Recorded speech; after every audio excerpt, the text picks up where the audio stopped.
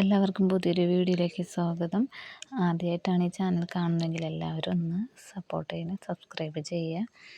ഇത് 4ാം ക്ലാസ്സിലെ Malayalam model question പേപ്പറാണ്. ഇപ്പം നിർദ്ദേശങ്ങളൊക്കെ തന്നിട്ടുണ്ട്, അതൊക്കെ എല്ലാവരും വായിച്ചു നോക്കുക. നമുക്കിനി ക്വസ്റ്റ്യൻ പേപ്പറിൻ്റെ നോക്കാം, പ്രവർത്തനങ്ങൾ എങ്ങനെയൊക്കെയാണെന്ന് നോക്കാം. പ്രവർത്തനം 1. വായിക്കാം, എഴുതാം. ഉണ്ണിക്കുട്ടൻ കരിക്കട്ടയെടുത്തു. മൺചുമരിൽ നേരത്തെ വരച്ച എലിയുടെയും പൂച്ചയുടെയും തത്തയുടെയും ഇടയിൽ മറ്റൊരു ചിത്രം കൂടി വരച്ചു.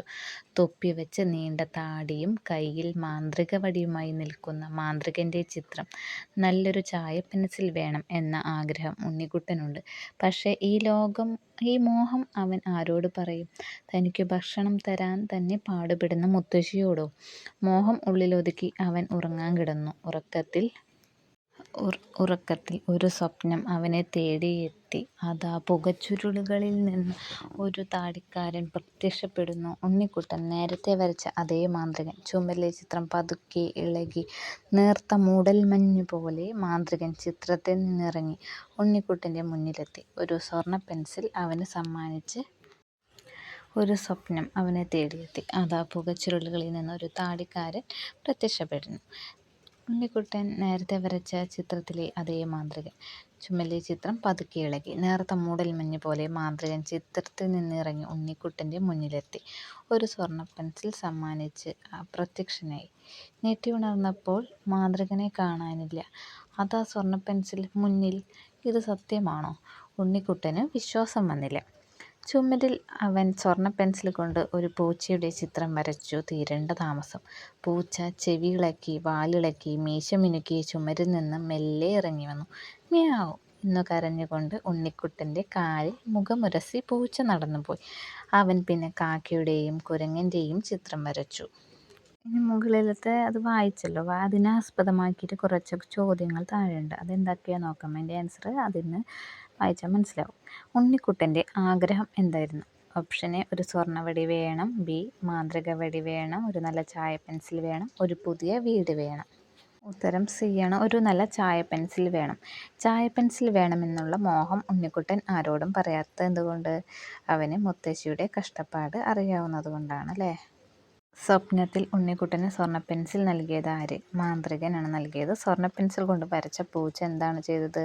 ഉണ്ണിക്കുട്ടൻ്റെ കാലിൽ മുഖമുരസി. ചിത്രത്തിൽ നിന്നും ഉണ്ണിക്കുട്ടൻ്റെ മുന്നിലേക്ക് എങ്ങനെയാണ് മാന്ത്രികൻ എത്തിയത്? സി ആണ്, നേർത്ത മൂടൽമഞ്ഞ് പോലെ. ഇനി പ്രവർത്തനത്തിൻ്റെ താളത്തിൽ പാടാം, വരികൾ കൂട്ടിച്ചേർക്കാം. മാനത്തിൽ ചന്ദ്രനുണ്ടെന്ന് ചൊന്നതാരെൻ്റെ കൺമണി, ആരും ചൊല്ലിയതല്ലല്ലോ കണ്ണാൽ ഞാൻ കണ്ടതല്ലയോ, കുയിൽ കൂകുന്നതുണ്ടെന്നു ചൊന്നതാരെൻ്റെ കൺമണി, ആരും ചൊല്ലിയതല്ലല്ലോ ഞാൻ ചെവിയാൽ കേട്ടതല്ലയോ, മുല്ലമൊട്ട് വിരിഞ്ഞെന്നു ചൊന്നതാരെൻ്റെ കൺമണി, ആരും ചൊല്ലിയതല്ലയോ ഞാൻ മണത്തറിഞ്ഞതല്ലയോ. അങ്ങനെ എഴുതാം. പൂവിന് മണമുണ്ടെന്നു ചൊന്നതാരെൻ്റെ കൺമണി, ആരും ചൊല്ലിയതല്ലല്ലോ ഞാൻ മൂക്കാൽ മണത്തതാ. അങ്ങനെയൊക്കെ നിങ്ങൾക്കും വരികളൊക്കെ കൂട്ടിച്ചേർക്കാൻ ഇഷ്ടമുള്ളത് അങ്ങനെ ചെയ്യാട്ടോ. ഇനി അടുത്ത പ്രവർത്തനം കത്താണ്. മൈക്കിൾ ചേട്ടൻ്റെ സൈക്കിളിലേറി ചന്ദ്രനിലെത്തിയ കുട്ടിയെ ഓർക്കുന്നില്ലേ? മാനത്ത് ചന്ദ്രനെയും എടുത്ത് കുട്ടി താഴേക്ക് പോന്നു. ഭൂമിയിലെത്തിയ ചന്ദ്രൻ സൈക്കിളും എടുത്ത് സവാരിക്കിറങ്ങി. സവാരിക്കിടയിൽ ഭൂമിയിൽ കണ്ട കാഴ്ചകളെക്കുറിച്ച് ചന്ദ്രൻ തൻ്റെ സുഹൃത്തായ മേഘത്തിന് കത്തെഴുതി. എന്തൊക്കെയാവും കത്തിലെ വിശേഷങ്ങൾ? എഴുതി നോക്കൂ. അപ്പോൾ അമ്പിളിമാമൻ മേഘത്തിന് കത്തെഴുതണം. കത്തെഴുതുമ്പോൾ ആദ്യം തന്നെ ശ്രദ്ധിക്കുക, റൈറ്റ് സൈഡിൽ ഡേറ്റും സ്ഥലത്തുനിന്നാണ് എഴുതണം. എന്നിട്ട് പ്രിയപ്പെട്ട മേഘത്തിൽ നിന്ന് പറഞ്ഞിട്ട് തുടങ്ങുക. എന്നിട്ട് പിന്നത്തെ വരിയിൽ ഒരു പകുതിക്ക് വെച്ച് ഒരു പാരഗ്രാഫ് പോലെ വേണം എഴുതി തുടങ്ങാൻ. നിനക്ക് സുഖമാണെന്ന് വിശ്വസിക്കുന്നു. ഞാൻ ഇന്ന് ഒരു കുട്ടിയോടൊപ്പം ഭൂമിയിലേക്ക് പോന്നു. ആകാശത്തു നിന്ന് താഴേക്ക് നോക്കുമ്പോഴുള്ള ഭംഗിയല്ല ഭൂമിക്ക്. ഭൂമിയിലെ കാഴ്ചകൾ എന്നെ അത്ഭുതപ്പെടുത്തി. നിറയെ പൂന്തോട്ടങ്ങളും നിറയെ പച്ചപ്പ് വിരിച്ച പുല്ലുകളും വീടുകളും കുട്ടികളും എല്ലാം എനിക്ക് ഒത്തിരി ഇഷ്ടപ്പെട്ടു. അപ്പോൾ പിന്നെ ഞാൻ സൈക്കിളുമ്മേലും കുറേ നേരം കറങ്ങി അല്ലേ. അപ്പോൾ ഒരു ദിവസം നീയും എന്നോടൊപ്പം വരണേന്ന്. അപ്പോൾ മേഘത്തിനോട് അമ്പിളിമാമൻ പറയാൻ, ഒരു ദിവസം നീയും വരണേ. അപ്പോൾ ആ കുട്ടി എന്നെ അങ്ങോട്ട് തിരിച്ച് ആകാശത്ത് എത്തിച്ച് തരുമെന്നാണ് ഞാൻ വിശ്വസിക്കുന്നതെന്ന് പറഞ്ഞിട്ടുണ്ട്. നിങ്ങൾക്ക് ഇഷ്ടമുള്ളത് പിന്നെയും കൂട്ടിച്ചേർക്കാം. പച്ചപ്പും പാടങ്ങളും തോടും അതൊക്കെ ഉണ്ടല്ലോ, അതൊക്കെ പിന്നെ ഭൂമിയിൽ തന്നെ എന്തോരം വീടുകളും ഫാക്ടറി സാധനങ്ങളൊക്കെ ഇല്ലേ, അതിനെക്കുറിച്ച് കുറേ വിശദീകരിച്ചിട്ട് എഴുതാം. എന്നിട്ട് കത്ത് നിർത്തുമ്പോൾ എന്ന് അമ്പിളിമാമൻ എഴുതണം കേട്ടോ. അങ്ങനെ എഴുതി കത്ത് അവസാനിപ്പിക്കാം. പ്രവർത്തനം 4 ഡയറി. ആബിദയെയും പട്ടൂസിനെയും ഓർമ്മയില്ലേ? ചരട് പൊട്ടിപ്പോയ പട്ടൂസ് മാനത്തു കരഞ്ഞു നടന്നതും അമ്പിളിമാമൻ മേടക്കാറ്റിനെ ഫോൺ വിളിച്ചു വരുത്തിയതും മേടക്കാറ്റിൻ്റെ തോളത്തേറി പട്ടൂസ് ആബിദയുടെ അടുത്തെത്തിയതും ഓർമ്മയില്ലേ? ഈ സംഭവങ്ങളെല്ലാം ആബിദ തന്നെ ഡയറിക്കുറിപ്പിൽ എഴുതി.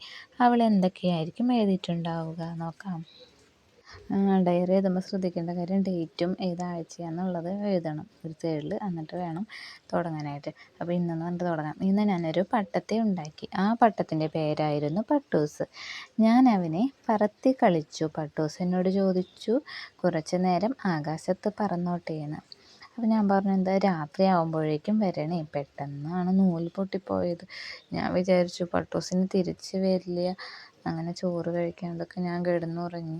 അപ്പോൾ ഒരു തണുത്ത കാറ്റിങ്ങനെ പെട്ടെന്ന് ഉമ്മ വെച്ച് പോണ്. അപ്പോഴാണ് ഞാൻ പെട്ടെന്ന് എഴുന്നേറ്റ്. അപ്പോൾ അത് പട്ടൂസ്. എനിക്ക് വളരെ സന്തോഷമായി എന്ന് അവസാനിപ്പിച്ചിട്ട് ഡയറി നിർത്താം. സംഭാഷണം അല്ലെങ്കിൽ യാത്രാവിവരണമാണ് അല്ല സംഭാഷണമല്ല ഡയറി അല്ലെങ്കിൽ യാത്രാവിവരണമാണ് എഴുതേണ്ടത്. അപ്പോൾ നീലഗിരി കുന്നിലൂടെ പൈതൃക വണ്ടിയിൽ യാത്ര ചെയ്ത ഒരു കൂട്ടുകാരുടെ അനുഭവം പാഠഭാഗത്തിൽ കൂട്ടുകാർ വായിച്ചറിഞ്ഞതാണല്ലോ. നേരിട്ട് കാണുന്ന പോലെ എത്ര രസകരമായിരുന്നു ആ വിവരണം. അപ്പോൾ അതുപോലെ നിങ്ങളൊരു യാത്രാനുഭവം എഴുതാനാണ് പറയുന്നത്. അത് നിങ്ങൾ എവിടെയെങ്കിലും പോയിട്ടുള്ളൊരു യാത്രാനുഭവം എഴുതുക. ഇങ്ങനെ എവിടേക്കാണ് പോയത്, ഏത് സ്ഥലത്തേക്ക്. സംഭാഷണം എഴുതുക. മേടക്കാറ്റിൻ്റെ തോളിൽ കയറി ആബിദയുടെ അരികിൽ തിരികെ എത്തിയ പട്ടൂസിനും ആബിദയ്ക്കും പങ്കുവയ്ക്കാൻ ഒരുപാട് വിശേഷമുണ്ടാവില്ലേ? അപ്പോൾ അവരെന്തൊക്കെയാണ് സംസാരിച്ചിട്ടുണ്ടാവുമെന്ന് എഴുതി നോക്കുക. സംഭാഷണം നമുക്ക് നോക്കാം. ആബിദ, നീ എങ്ങനെയാണ് ഇവിടെ എത്തിയത്? ആരാണ് നിന്നെ ഇവിടെ എത്തിച്ചതെന്ന് ആബിദക്കുട്ടി ചോദിച്ചു. അപ്പോൾ പട്ടം പറയുന്നത് എന്നെ മേടക്കാറ്റാണ് ഇവിടെ കൊണ്ടുവന്നത്. ആബിദ, നീ അമ്പിളിമാമനെ കണ്ടോ? അപ്പോൾ പട്ടം പറയാണ് ഞാൻ കണ്ടു. അപ്പോൾ പട്ടം പറഞ്ഞു ഞാൻ കരയുന്നത് കണ്ടപ്പോൾ അമ്പിളിമാമൻ എന്നോട് ചോദിച്ചു എന്തിനാ കരയുന്നതെന്ന്. അപ്പോൾ ആബിദ പറഞ്ഞു നീ എന്നിട്ട് എന്ത് പറഞ്ഞു? പട്ടം, എനിക്ക് ആബിദക്കുട്ടിയുടെ വീട്ടിൽ പോകണമെന്ന് ഞാൻ പറഞ്ഞു. ആബിദക്കുട്ടി പറഞ്ഞു പിന്നെ എന്തൊക്കെയാണ് ചോദിച്ചേന്ന് ചോദിച്ചു കേട്ടോ. പട്ടം പറയാണ് ആബിദക്കുട്ടിയുടെ വീട് അറിയുമെന്ന് ഞാൻ ചോദിച്ചു. ആബിദക്കുട്ടിയുടെ വീട് അറിയുമെന്ന് ചോദിച്ചു. ആബിദക്കുട്ടി ചോദിച്ചു നീ അറിയില്ല എന്ന് പറഞ്ഞോ? പട്ടം പറയുന്നു ഞാൻ അറിയില്ല എന്ന് പറഞ്ഞു. ആബിദക്കുട്ടി ചോദിച്ചു പിന്നെ നീ എങ്ങനെയാണ് ഇവിടെ എത്തിയത്? പട്ടം പറഞ്ഞു മേടക്കാറ്റിനോട് അമ്പിളിമാമൻ പറഞ്ഞു എന്നോട് എത്തിച്ചേരാൻ. മേടക്കാറ്റാണ് അപ്പോൾ എന്നോട് എത്തിച്ചെന്നത് എന്ന് പറഞ്ഞ് സംഭാഷണം നിർത്തുക. ഇപ്പം നിങ്ങൾക്ക് വേണമെന്നുണ്ടെങ്കിൽ കൂട്ടിച്ചേർക്കണം, ചേർക്കാം. ഓപ്ഷൻസ് ഉണ്ട്, ഡോർ ക്വസ്റ്റ്യൻ ഉണ്ട്, അല്ലെങ്കിൽ കഥ പൂർത്തിയാക്കം ചെയ്യാം. ഇരുളങ്കാട്ടിലെ രാജാവാണ് സിംഹം. കാട്ടിലെ ജന്തുക്കൾ രാജാവിനോട് ഒരു സ്കൂൾ ഉണ്ടാക്കണമെന്ന് ആവശ്യപ്പെട്ടു. സിംഹം സമ്മതിച്ചു. തുള്ളൻപാറയിലെ മടയിലാവ സ്കൂള്. ചിന്നംകുറുക്കൻ അഭിപ്രായപ്പെട്ടു അത് ശരി, പക്ഷേ സ്കൂളിൽ ടീച്ചർമാർ വേണ്ടേന്ന്. കുഞ്ഞുറുമ്പിൻ്റെ ചോദ്യം കേട്ട് എല്ലാവരും പരസ്പരം നോക്കി. ആരാണ് ടീച്ചറാവുക? ഓരോരുത്തരും തല പുകഞ്ഞാലോചിച്ചു. അപ്പോൾ ഹെഡ് മാസ്റ്റർ വേണ്ടേ? കടുവക്കുഞ്ഞൻ ചോദിച്ചു. ഹാജർ പുസ്തകമില്ലാതെ പറ്റുമോ? കുയിലിൻ്റെ വേവലാതി ഉണർന്നു കേട്ടു. അപ്പോൾ കഥ പൂർത്തിയാക്കുക. കഥയിൽ പിന്നെ നിങ്ങൾ കൂട്ടിച്ചേർക്കുക. നിങ്ങൾ ഒറ്റയ്ക്ക് തന്നെ ചെയ്യും. സ്കൂളിലായില്ലേ? അപ്പോൾ ഉച്ചഭക്ഷണം വേണ്ടേ? ആരാണ് അതുണ്ടാക്കുക? ഡെസ്കും ബെഞ്ചും അങ്ങനത്തെ എല്ലാ സാധനങ്ങളും വേണ്ടേ? അതൊക്കെ എങ്ങനെയാണ് നിർമ്മിക്കുക? അതൊക്കെ ചോദിച്ച് കഥ ഉണ്ടാക്കാം. അപ്പോൾ എല്ലാവർക്കും ഇഷ്ടപ്പെട്ടു എന്ന് കരുതുന്നു.